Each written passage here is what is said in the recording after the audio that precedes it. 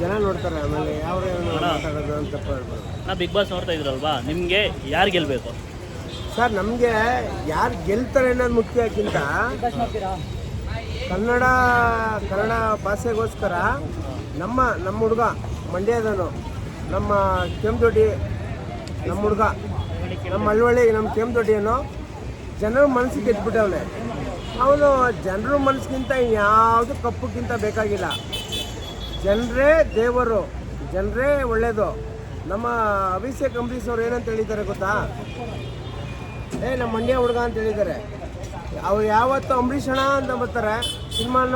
ಇದರಲ್ಲಿ ಒಂದು ಇವಾಗ ನಮ್ಮ ಮನೆ ಮಗ, ನಮ್ಮ ಡಿ ಬಾಸು, ನಮ್ಮ ಮನೆ ಮಗ ಡಿ ಬಾಸ್ ದೊಡ್ಡ ಮಗ, ಅದರಲ್ಲಿ ಸಿನಿಮಾದಲ್ಲೂ ಮಾಡವ್ರೆ. ಆ ಸಿನಿಮಾದಲ್ಲಿ ಫಸ್ಟು ಟಿವಿಲಲ್ಲಿ ಫಸ್ಟ್ ಹೇಳೋದೇನು ಹೇಳಿ, ಅಂಬರೀಷಣ ಅಂತ ಅದು ಮಾಡ್ತಾರೆ. ಅವ್ರಿಗೆ ತುಂಬ ಒಳ್ಳೆಯದಾಗುತ್ತೆ. ಇನ್ನು ಅವರು ಒಂದು ಸಿನಿಮಾನೂ ಬೇಕಾದ್ರೆ ಮಾಡ್ತಾವ್ರೆ, ಅದೆಲ್ಲ ಸಕ್ಸಸ್ ಆಗಿ ಅವ್ರಿಗೆ ಒಳ್ಳೆಯದಾಗಿ ಅವರು ತುಂಬ ನಮ್ಮ ಮಂಡ್ಯದಲ್ಲಿ ನೆಕ್ಸ್ಟ್ ಮಂಡ್ಯದ ಗಂಟು ಅಂತ ನಮ್ಮ ಗಿಲ್ಲಿಗೆ ನಾನು ಬಿಲ್ ಕೊಡೋಕ್ಕೆ ನಾನು ಇಷ್ಟಪಡ್ತೀನಿ. ಇನ್ನೊಂದು ಸುದೀಪ್ ಸರು ಎಂಟರ್ಟೈನರ್ ಆಫ್ ದಿ ಸೀಸನ್ ಬಂದ್ಬಿಟ್ಟು ಧ್ರುವಂತ್ ಅಂತ ಹೇಳಿದ್ರು, ಅದ್ರ ಬಗ್ಗೆ ನೀವೇನು ಹೇಳ್ತೀರಾ? ಸರ್, ಯಾರು ಏನೇ ಆಗಲಿ ಸರ್, ಸುದೀಪ್ ಸಾರು ಹೇಳ್ತಾರೆ ಅನ್ನೋದು ಮುಖ್ಯ ಅಲ್ಲ.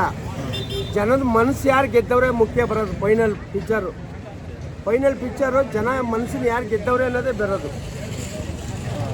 Okay sir, thank you. ಇಲ್ಲಿ ಪಕ್ಕ ಓಟ್ ಹಾಕಿದ್ರಾ?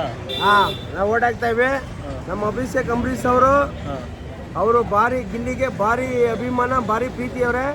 ಅವರು ರೀಸೆಂಟಾಗಿ ಅವ್ರು ಲಂಚ್ ಮಾಡ್ತಾರೆ ಜೊತೆಲಿ. ಅವ್ರಿಗಿಂತ ಜಾಸ್ತಿ ಹೆಸರು ಮಾಡಿದ್ದಾರೆ ಅನ್ಸುತ್ತಾ ನಿಮ್ಗೆ? ಈಗ ಅಭಿಷೇಕ್ ಅಂಬರೀಷ್ ಅವ್ರಿಗಿಂತ ಜಾಸ್ತಿ ಹೆಸರು ಮಾಡಿದ್ದಾರೆ ಗಿಲ್ಲಿ ಅವರ ಹತ್ರ. ಅದೆಲ್ಲ ಅಂಬರೀಷ್ ಅಣ್ಣನೇ. ಅಂಬರೀಷ್ ಅಣ್ಣ ಅಲ್ಲ, ಅಭಿಷೇಕ್ ಅಂಬರೀಷ್ ಅಣ್ಣ ಅವ್ರಿಗಿಂತ ಗಿಲ್ಲಿ ಜಾಸ್ತಿ ಹೆಸರು ಮಾಡಿದ್ದಾರೆ ಅನ್ಸಲ್ವಾ? ಮಾಡಿದ್ದಾರೆ. ಅಂಬರೀಷ್ ಅಣ್ಣ ಇಸ್ ಲೆಜೆಂಡ್. ನಮ್ಮ ಯಜಮಾನ್ ಯಾವತ್ತೂ ಲೆಜೆಂಡೇ. Okay, thank you.